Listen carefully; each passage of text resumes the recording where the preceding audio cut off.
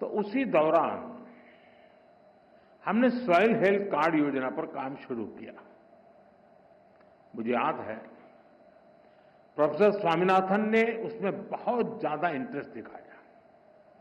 उन्होंने खुले दिल से हमें सुझाव दिया, हमारा मार्गदर्शन किया। उनके योगदान से इस पहल को जबरदस्त सफलता भी मिली।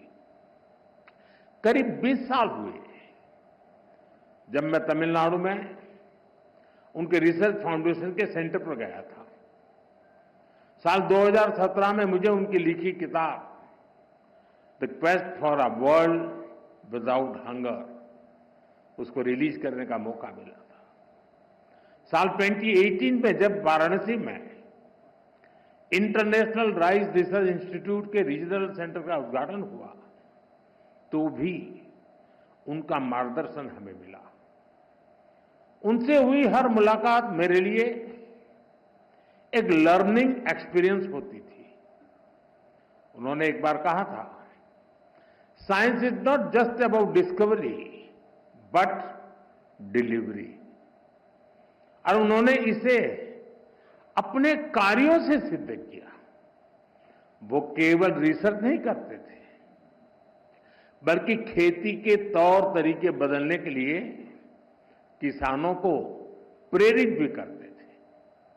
आज भी भारत के एग्रीकल्चर सेक्टर में उनकी अप्रोच, उनके विचार हर तरफ नजर आते हैं। वो सही मायने में मां भारती के रत्न थे।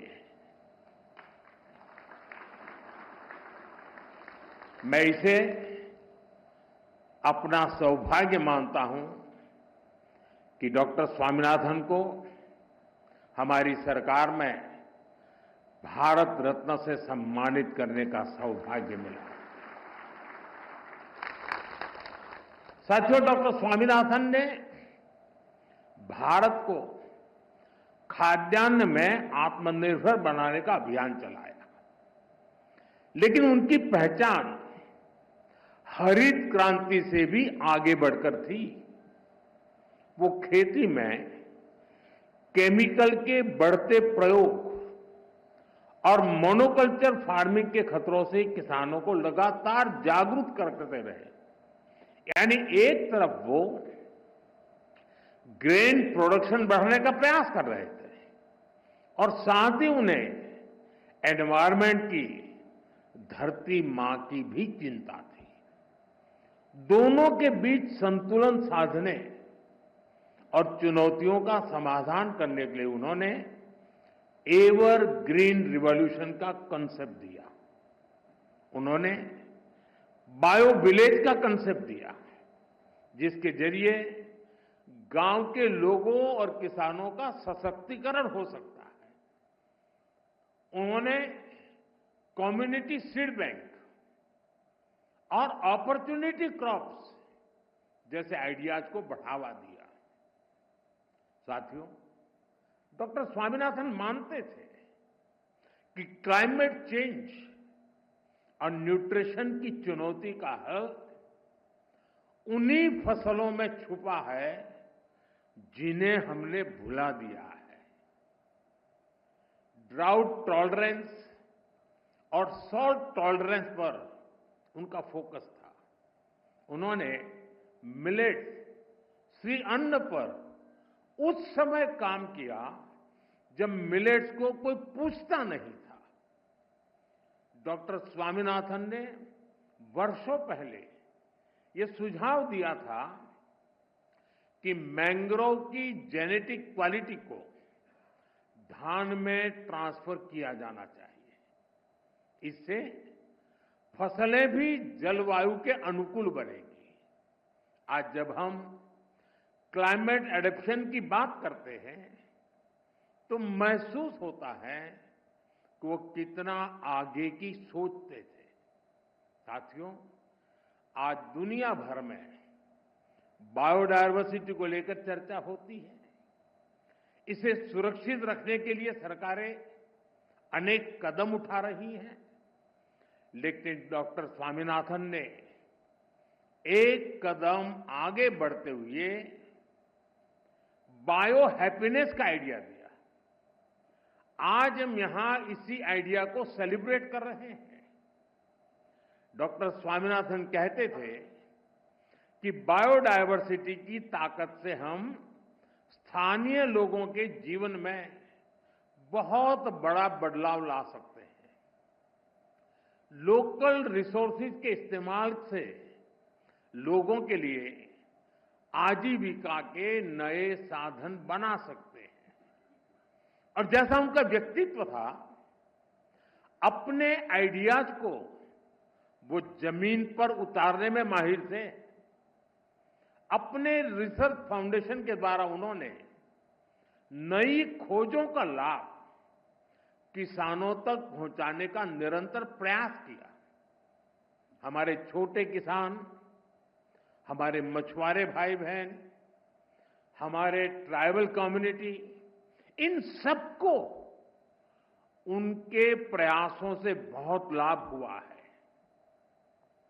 साथियों, आज मुझे इस बात की विशेष खुशी है कि प्रोफेसर स्वामीनाथन की विरासत को सम्मान देने के लिए MS Swaminathan award for food and peace शुरू हुआ है। ये इंटरनेशनल अवार्ड विकासशील देशों के उन व्यक्तियों को दिया जाएगा जिन्होंने फूड सिक्योरिटी की दिशा में बड़ा काम किया है। फूड एंड पीस, भोजन और शांति का रिश्ता जितना दार्शनिक है उतना ही प्रैक्टिकल भी है। हमारे यहां उपनिषदों में कहा गया है, अन्नम न निंद्यात् तद्व्रतम, प्राणो वा अन्नम शरीरम अन्नादम, प्राणे शरीरम प्रतिष्ठितम। अर्थात हमें अन्न की, अनाज की अवहेलना या उपेक्षा नहीं करनी चाहिए। प्राण अर्थात जीवन अन्न ही है। इसलिए साथियों, अगर अन्न का संकट पैदा होता है तो जीवन का संकट पैदा होता है।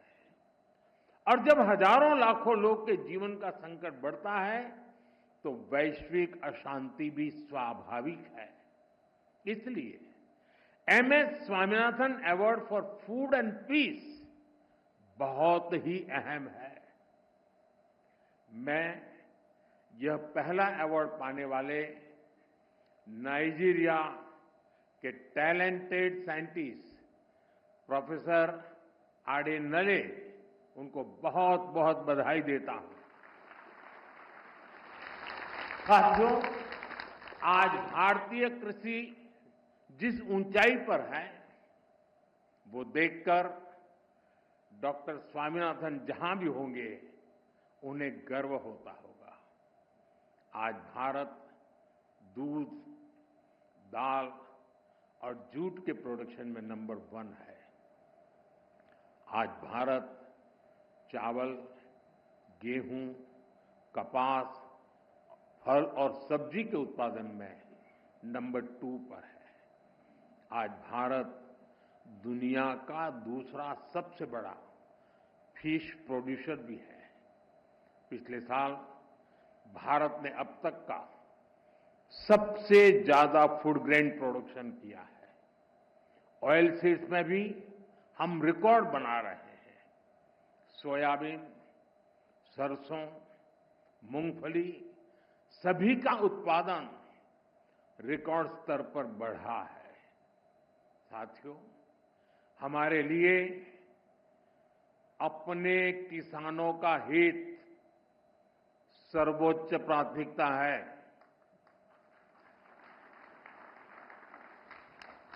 भारत अपने किसानों के, पशुपालकों के और मछुआरे भाई बहनों के हितों के साथ कभी भी समझौता नहीं करेगा।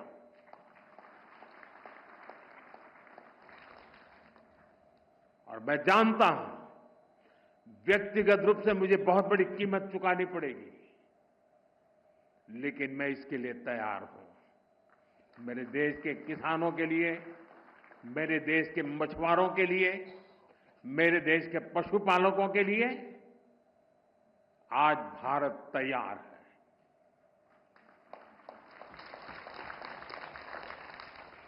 किसानों की आय बढ़ाना, खेती पर खर्च कम करना, आय के नए स्रोत बनाना, इन लक्ष्यों पर हम लगातार काम कर रहे हैं। साथियों, हमारी सरकार ने किसानों की ताकत को देश की प्रगति का आधार माना है। इसलिए बीते वर्षों में जो नीतियां बनी, उनमें सिर्फ मदद नहीं थी, किसानों में भरोसा बढ़ाने का प्रयास भी था।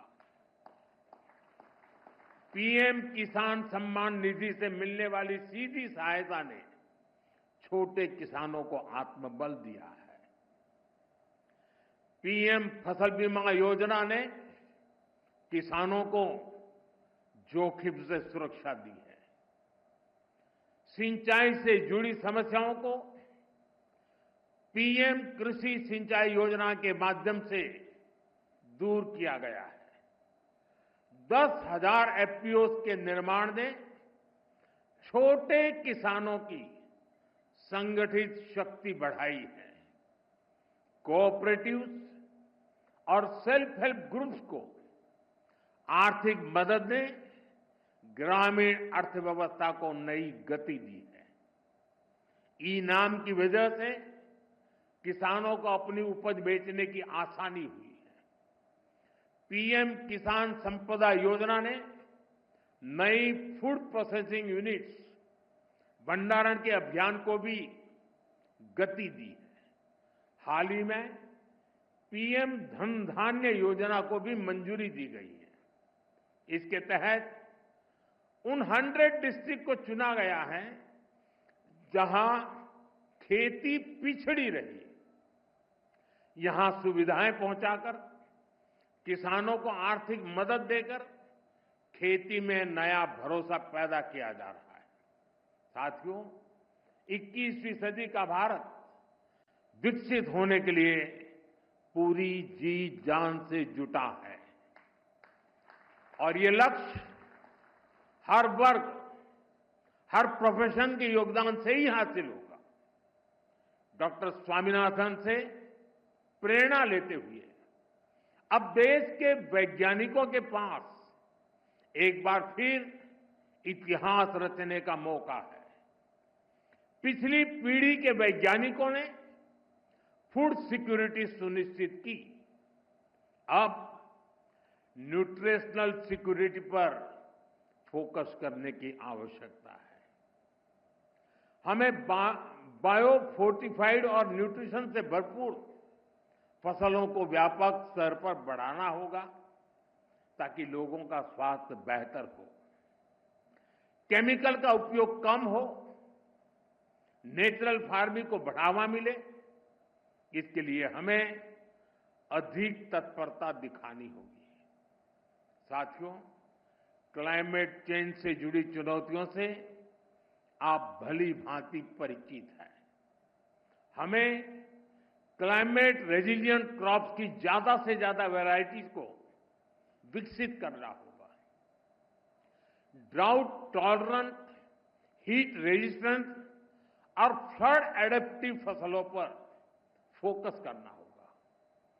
फसल चक्र कैसे बदला जाए, किस मिट्टी के लिए क्या उपयुक्त है, उस पर अधिक रिसर्च होनी चाहिए। इसके साथ ही हमें सस्ते सॉइल टेस्टिंग टूल्स और न्यूट्रिएंट मैनेजमेंट के तरीके से उसको भी विकसित करने की आवश्यकता है। साथियों, हमें सोलर पावर्ड माइक्रो इरिगेशन की दिशा में और ज्यादा काम करने की आवश्यकता है। ड्रिप सिस्टम और प्रिसिशन इरिगेशन को हमें ज्यादा व्यापक और असरदार बनाना होगा। क्या हम सैटेलाइट डेटा, एआई और मशीन लर्निंग को जोड़ सकते हैं?